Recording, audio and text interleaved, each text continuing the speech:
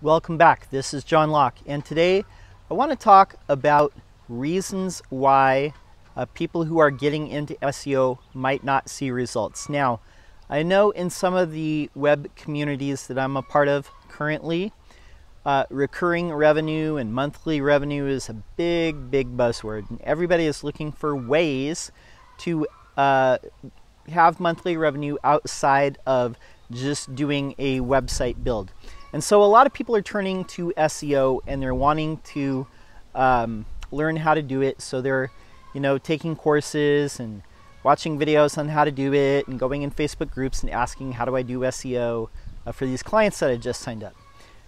And what I'm seeing, and this is like all age groups, this is all types of communities, this is all over the board, by the way. I see it a lot of different places. The reasons why people are failing to see results when they're getting into SEO. And I'm going to lay out the reasons. One, you are relying on tools to tell you what to do. So a lot of people will run an SEO audit, so-called SEO audit, through something like Ahrefs or SEMrush or SiteLiner or WooRank or something like that.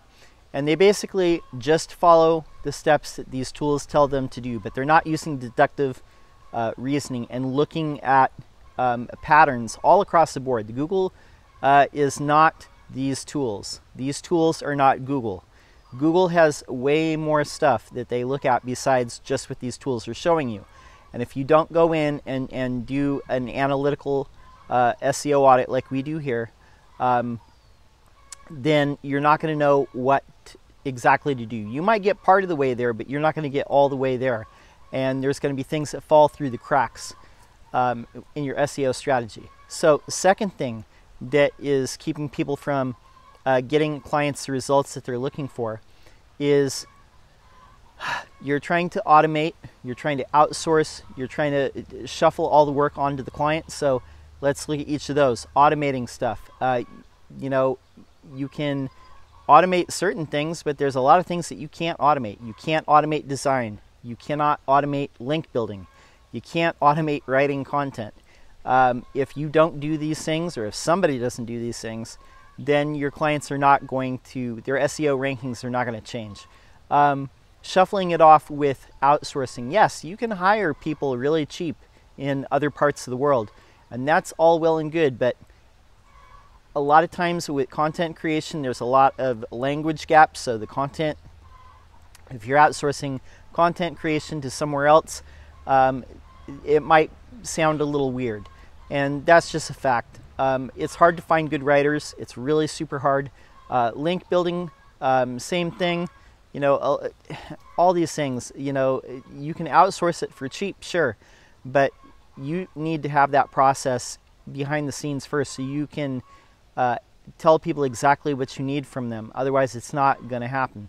And the third thing, trying to put it all on the client's shoulders. Now, I've heard like experienced SEOs, people with 15 years of experience or 20 years of experience, try and push back and say this stuff on social media and say, oh, I told my client what content to create, but they don't create it. It's not your client's responsibility all the time.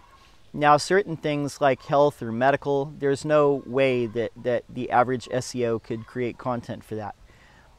But for a lot of things, if you are waiting for your client, and especially if it's a single person business like a sole proprietor or a very small business where it's like a family business, 2 people, 3 people, they're never going to create that content for you. You're going to be waiting a long time. So you need to step it up and you need to figure out how you can help them create that content so their rankings can go up. Because if you're waiting for them to do it and you're just shoving all the load on your clients all the time, it's not going to happen. That can only work when you got big organizations where they have a dedicated marketing team. And unless you do that, it's not going to happen. Another reason why people are not seeing results for their clients when they're getting into SEO, when they're trying to offer this up, you need to be able to convince your clients to do things that they need to do. So if they need to have a membership on some site, or if they need to join some site because that backlink, that link from their profile on a certain site is important, then you need to be able to convince them and show them evidence of what they need to do. And if you need to point and say, like, all your competitors that are ranking on page 1, or like 80% of them have these links, and you don't, and that's probably why you're not ranking, you need to lay that evidence out and convince them to take that action so they can see their rankings go up.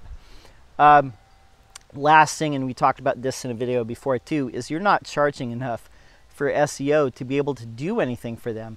The fact of the matter is a lot of SEO costs money. It costs money to build links. Even if you're using something like Whitespark or Bright Local or Moz Local to build citation links, that costs money.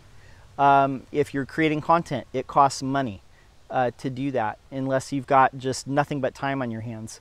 It costs money. Design costs money. Getting links from other places, it's either going to take somebody doing outreach, or you're going to have to leverage something. Like I talked about, membership links. A lot of these things cost money to do, but they're important links to have sometimes. And I'm talking above board, white hat, like membership of site links. Sometimes these cost money.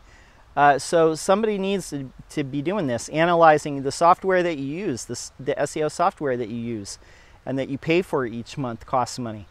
So if somebody tells you, like, go work for free, or and do whatever you can, they either have no understanding of what's going on, whereas somebody says, just do it for like as cheap as you can and undercut everybody.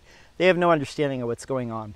The bare minimum that you should charge for SEO each month is like $500, but I think that even that is like pretty low. Most of the clients that I charge are way upwards of that. And it's a necessity because, like I said, building links, creating content, doing design, creating assets, images, all these things cost money. And you can't do it just pull it out of your ass and, expect to make it. I'm sorry. That's how it works. So those are the main things that I'm seeing that people fall short on. They're either trying to outsource or automate stuff. They're not relying on their brain. They're relying on tools to tell them what to do.